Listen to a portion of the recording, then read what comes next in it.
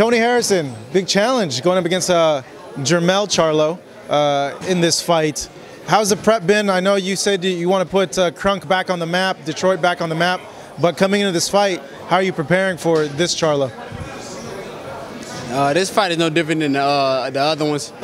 My preparation is always going to be preparation, no matter if it's a fighter that's A+ to you all or F- to you all. I just want to prepare myself and put myself in the best shape possible to prepare for the task. This time was just a little different. Finally they gave me 2 months to train, so it was well calculated by my trainers, by the nutritionist, by the strength and conditioning coach, and I think everything is clicking at the right time. What difference do you think that'll play in the fight, having this extra time to prepare? Well, right now I'm just kind of anxious mentally to get in there because it took so long. But physically, man, my body is prepared. Real patient. Everything, like I said, sparring was fucking A1, and I'm telling you, anything he throw at me, man, I'll be ready to counter with. You know, he's a fighter that's known for his punching power, his aggressiveness, coming forward. We saw the fight with Hurd. He came forward and he caught you, and a lot of people are making a correlation from that fight to this fight, that at some point he's going to put you in a spot where you might see shades of that other fight. What do you say to that? I mean, I think we comparing two different things. I think everybody's comparing apples and oranges right now. Jarrett Hurd is 6'1", he's 5'11". Jarrett Hurd, you know, technically isn't the most sound fighter, so he does a lot of things that's unorthodox. And we figured out that Jarrett Hurd can take a punch. So I think we got to ask him all the questions once I hit him, and hopefully, you know, we get a lot of answers from that. Jarrett Hurd was able to take him just well, but like I said, we compare apples and oranges. They're both champions. I'm going in the ring right now more confident than I probably ever been. I trained for this fight harder than I trained for Jarrett Hurd for sure, and I definitely have more time to prepare for it. So for me, man, I don't think we got to ask me the questions. Like I said, he's the champion. He got to keep putting up. He got to keep answering the question that you all hope he answers. And for me, I'm just coming in there to throw that off.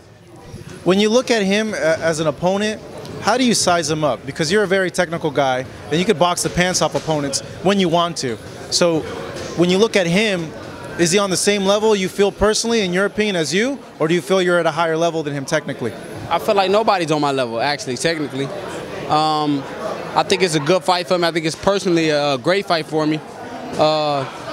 Charlo is an excellent fighter, man. He's a champion for a reason. But he's the kind of guy you would see in Crunk 9 times out of 10. That's the kind of style, that's the kind of fighter, technically sound, pushing forward. I think that's the kind of guy you would see in Crunk 100%, 9 times out of 10. You would never see a Jarrett Hurd in Crunk. Because, like I said, Jarrett Hurd does, you know, like I said, he does what works for him. But technique-wise, you know, he does a lot of things wrong. So, like I said, Charlo, you know, he's technically sound. And like I said, this is the guy who will spar and Crunk every single day of the week because of, you know, his structure-wise. You know what I mean? So for me, I think it's a perfect fight. But as far as the division, I don't think no one in the division is more technically sound than me. When you look at his past opponents, what do you think? Because a lot of people have given him a lot of slack about his past opponents, and they say, like, why are you guys giving Charlo so much hype when he hasn't really fought anybody? You know what, man? I don't think that's his job. I think his job is to do exactly what he did, and that's to beat the guys in front of him. And like I said, the guys he fought weren't bummed, man. You know, he just beat a ex-world champ. Lubin was riding fucking super high.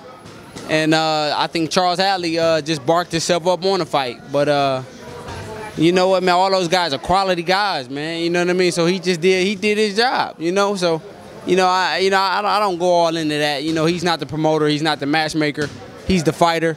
He fights whoever they put in front of him, and that's what champions do, man. And he did exactly what champions do, and he beat him. You think you'll outpoint him on Saturday?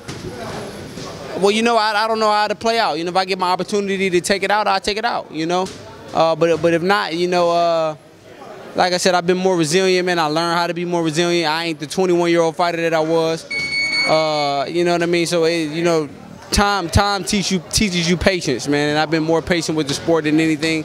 Kept working at my craft, and just, you know, right now, like I said, whatever works for us, whether pressuring him is working for us or boxing him, or, you know, whatever working for us is what we're gonna work with at the time. All right, Tony, thank you. Thank you.